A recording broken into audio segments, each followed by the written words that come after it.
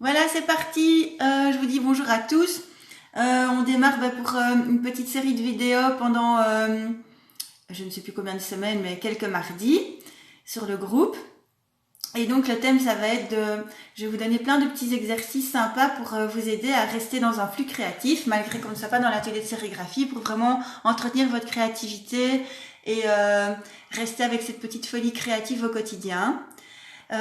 Pour ça, donc je vous ai pris une chouette phrase que j'avais vraiment bien aimée, c'est certains ne deviennent jamais fous, leur vie doit être bien ennuyeuse, de Charles Bukowski. Et j'ai tiré cette phrase-là d'un livre voilà, c'est Françoise Coleman qui m'avait prêté ce bouquin qui est merveilleux. Ça parle d'une super belle histoire d'amour avec deux personnages décalés qui osent vraiment être super créatifs dans leur vie. Donc si vous avez le temps, je vous conseille de le lire. Alors, je démarre. Attention. Qu'est-ce qui est très important, je pense, dans la créativité, c'est de pouvoir jouer, d'accord? Parce que plus on joue et plus la créativité peut se développer. Alors, je lis mes petites notes, Donc j'ai noté, il faut aimer faire l'idiot et ne pas tout le temps se prendre au sérieux, d'accord? Alors, il y a John Cleese, c'est un auteur-scénariste qui a créé les Monty Python. Et lui, il disait aussi que le jeu était super important, d'accord? Il a affirmé que la créativité tient moins d'un don spécial que de la volonté de jouer. Le jeu est important parce qu'il ouvre la porte à de nouvelles possibilités. Les nouvelles idées semblent toujours étranges au début, et à travers le jeu, nous explorons ce qu'elles peuvent nous apporter et nous flirtons avec l'inconnu. Alors, autorisez-vous à vous amuser et jouer avec les limites et avec l'idée de la normalité. Parce que qu'est-ce qui est normal ou anormal? C'est toujours des codes qui nous sont imposés et qu'on n'ose pas franchir, d'accord? Quand on s'amuse, on se soucie moins de notre image, de l'image qu'on se donne à soi-même et aux autres. Alors, je continue mon petit blabla. Si vous désirez renforcer votre créativité, cultivez votre volonté de jouer de manière à la fois individuelle et collective. Il ne s'agit ni d'une distraction ni d'une récompense, mais d'un travail à part entière.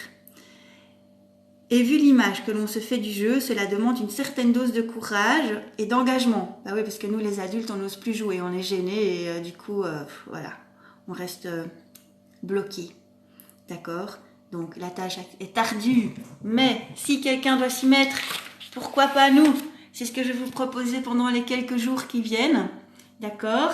Alors, je vous donne quelques petits exercices pour cette fois-ci à réaliser pendant la semaine qui vient. Premier exercice. Alors, je vous propose de choisir une personne, d'accord? Peut-être qu'une personne que vous ne voyez plus pendant le confinement, ou un ami, quelqu'un à l'étranger, ou votre compagnon, votre compagne, ou voilà, votre enfant, enfin quelqu'un que vous aimez bien et avec qui vous avez envie d'entretenir un lien pendant ces quelques semaines à venir. Alors, qu'est-ce que vous allez faire pour cette personne? Tous les matins, vous allez lui envoyer une photo, toujours à la même heure. Comme ça va devenir un petit jeu entre cette personne et vous. Elle, tous les matins, elle va attendre votre photo. Elle va dire, est-ce qu'aujourd'hui, je vais en avoir une ou pas, d'accord?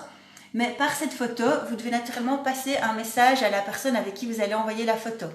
Donc, par rapport à cette photo, vous devez créer un scénario, d'accord? Un scénario qui transmettra le message que vous avez envie de transmettre à cette personne. Ok? Donc, à partir de mercredi matin jusqu'au dernier mercredi, jusqu'au mardi 30 juin, tous les matins, vous créez une photo et vous l'envoyez à cette personne. Sans vous arrêter, d'accord? Même si vous ne voyez plus cette personne depuis longtemps, continuez tous les matins à vous lui envoyer cette photo. Alors, si vous avez envie de nous en partager sur le groupe Facebook, vous pouvez. Autrement, si c'est des trucs intimes, vous n'avez pas envie de partager, vous les gardez pour vous.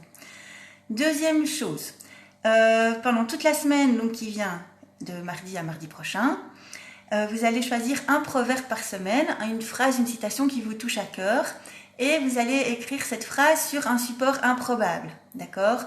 J'invente, vous pouvez aller l'écrire en grand, mais ne le faites peut-être pas, mais sur un mur, d'accord, avec de la peinture, écrire cette phrase, et puis après vous allez faire une photo, et là vous la partagez sur le groupe, comme ça on aura tous les thèmes qui vous tiennent à cœur. Moi, ce que je fais, je vous montre, souvent, une fois par semaine ou plusieurs fois, j'écris sur mon miroir, d'accord? Aujourd'hui, j'ai mis, je sais pas si vous voyez, j'écris avec des pochkas. Aujourd'hui, j'ai mis la douceur est invincible. Et c'est Marc Aurèle qui dit ça. Donc, je me mets souvent des petites phrases comme ça sur ce miroir-là, que je change régulièrement. Alors, ça va, et ça, postez-le, comme ça, on voit, on a plein de phrases qui nous inspirent tous pendant ces semaines.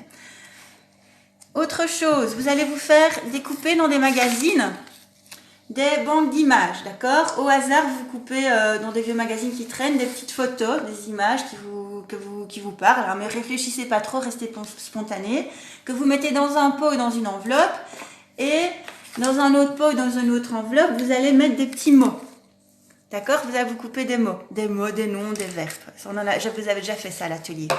Et ça, vous le faites tous les jours, d'accord? Vous essayez ça va vite, hein, mais il faut essayer de garder ce flux-là tous les jours. Vous piochez soit au hasard, ou vous choisissez, soit c'est le hasard qui fait, soit vous choisissez, comme vous voulez, une image tous les matins ou tous les soirs ou quand vous avez le temps la journée. Vous venez les coller. Vous avez un petit carnet de croquis pour ce qu'on va faire pendant ces 2 mois. Vous collez l'image au milieu de votre page.